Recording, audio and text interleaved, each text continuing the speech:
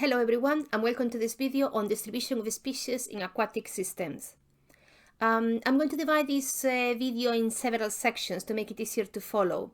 And you have the whole presentation I'm going to use on Blackboard in the section for this week as part of the content.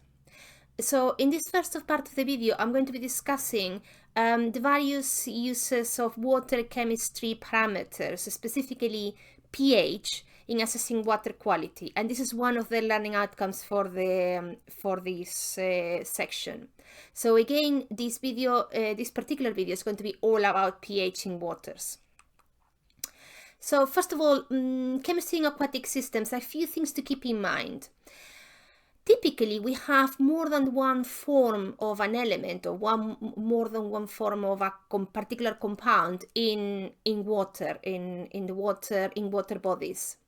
And what form is going to have that element will depend on various environmental parameters.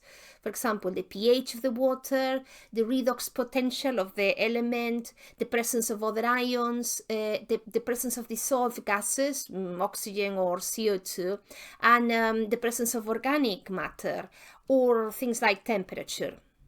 So when we look at distribution of species in a chemical context, we are thinking about in what form is that element going to be in those particular conditions in that particular water body. And the distribution of species is called speciation.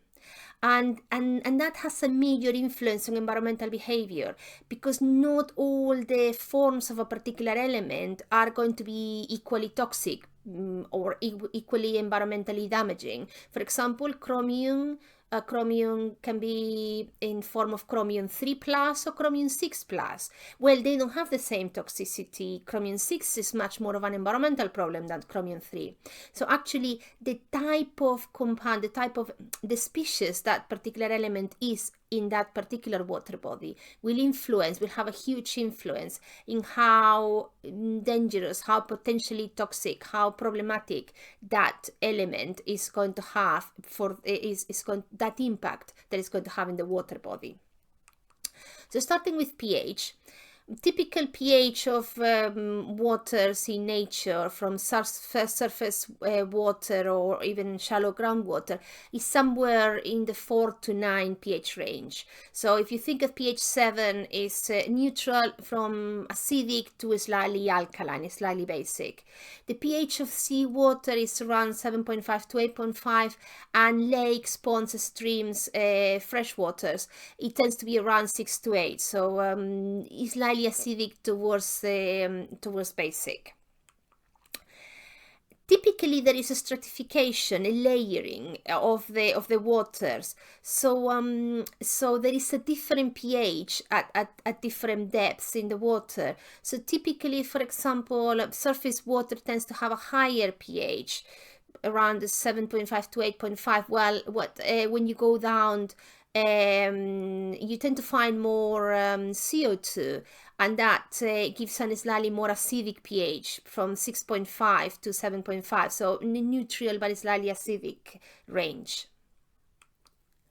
How pH affects aquatic life? Well,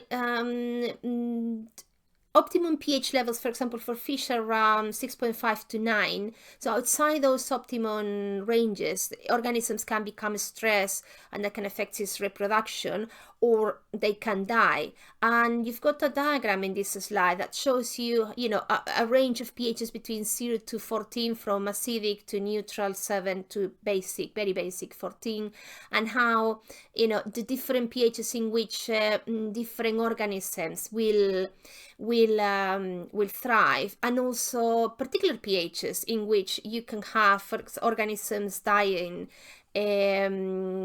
outside their comfort zone of pH.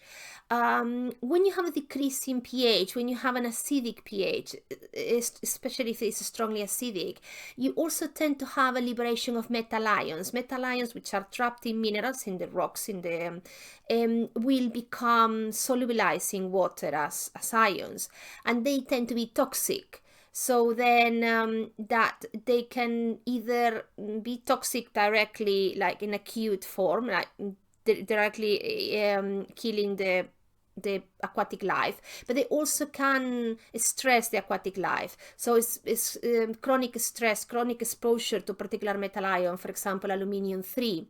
And that means that the population becomes weakened and you tend to have smaller specimens. pH has an effect on solubility, and that's what I was mentioning in the previous slide, that you can have salts that dissolve at particular pHs, and those ions can have a deleterious effect in aquatic life of that water body. The solubility of a typical insoluble salt, a salt that normally in typical pH conditions would not be soluble, is given by something called the solubility product. So if you imagine a salt AB, and you have a certain number of atoms of A and a certain number of atoms of B in solid form, if you dissolve it in water, you will liberate the ions. So the cation and the anion will be in aqueous form. And the proportion of solubilized salt, the proportion of the ions you've got to how much salt is still in solid form, is given by the solubility product, which is this equation here, Ks, and is the concentration of the positive ion and the concentration of the negative ion to the coefficients, to the power of the coefficients that they have in the chemical equation. And that number tells you, it gives you an idea of how soluble that particular salt is. So for example, you have here the example of ferrous hydroxide, and when you solubilize that in water, you obtain the iron 2 plus, and you obtain 2 hydroxyl ions. So if you write the solubility product for that particular equation, you end up with the concentration of the iron 2 ions times the concentration of the hydroxyl ions to the power of 2, which is this 2 here, the coefficient of the hydroxyl ions. And that has a value, experimental, that you can get in tables, which is in this case 1.6 10 to the minus 14. And that value tells you information about how difficult or how easy is to solubilize that particular salt. So how do you know how soluble a compound is or a particular salt is? Well, you look at the solubility product, and then you can decide which one is going to be the most soluble one. So for example, here are 3 barium salts: barium fluoride, barium hydroxide, and barium sulfate. So I'm going to ask you now, and I'm going to ask you to stop the video now, and I'm going to ask you to look at these 3 values of solubility products and tell me what would be the order of solubility of those 3 salts. Which would be the most soluble one, the second most soluble one, and the third most soluble one, or which one would be the most soluble one, and which one would be the most insoluble one, and which one would be in the middle. So please stop the video now.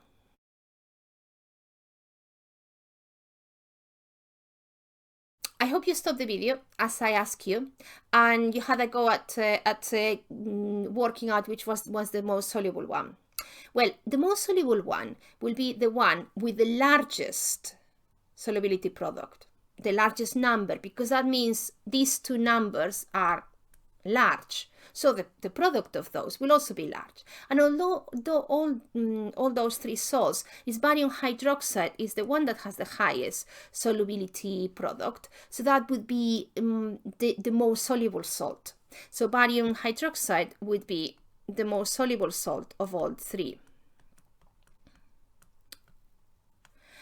The next most soluble one is the second highest solubility product, is the one for barium fluoride, 10 to the minus 6. So that would be the salt in the middle, the one with intermediate solubility. And then finally, the last one, the one with the smallest, and as you can see, quite a few orders of magnitude, 7 or 4 or 7 orders of magnitude smaller than the previous 2 salts, is barium sulfate, which is notoriously very insoluble. So that is how you can use a solubility product to determine of a series of salts which one is going to be more soluble in a particular, in a water body or in solution. What happens to those equilibriums? What happens to those reactions if the pH is lower? If you have more hydrogen ions? Well, in general, for salts that are not very soluble, what we call slightly soluble salts, the solubility increases when the pH is lower. So more acidic pH values tends to give you tend to increase the solubility of salts that are typically difficult to dissolve. So low pH can release ions that would normally be trapped in a mineral in solid form into the water bodies. And here, for example, there is an example how at different pH, this is a graph, you have pH here, and here you have the proportion between 0 and 1, or between 0 and 100%, if you prefer to think of it, of how aluminium will solubilize at different pHs. So as you can see, when you're in a very acidic pH, you have aluminium will be dissolved, and it will be in the form of aluminium 3+. And you know, at intermediate pHs, it will still be dissolved, interestingly, but it will be in the form of different species. In this case, for example, here mostly as aluminium hydroxyl with 2 hydroxyl groups. And aluminium is a particularly difficult cation because it's both very soluble in acidic pH, but also in basic pHs, which makes it particularly complicated to deal with. And as you can see, at higher pHs, it will still be soluble, but it will be forming this aluminium tetrahydroxyl anion. And aluminium is a problem, and not only aluminium. I mentioned here lead, copper, cadmium, chromium. They will be released into the water instead of being part of the sediments, or instead of being part of the minerals rock that forms the container of that water body. And I mentioned specifically aluminium because aluminium is a problem for it. It severely it puts a lot of stress on aquatic species and can limit both growth and reproduction, and is also a toxic metal. It will increase mortality rates.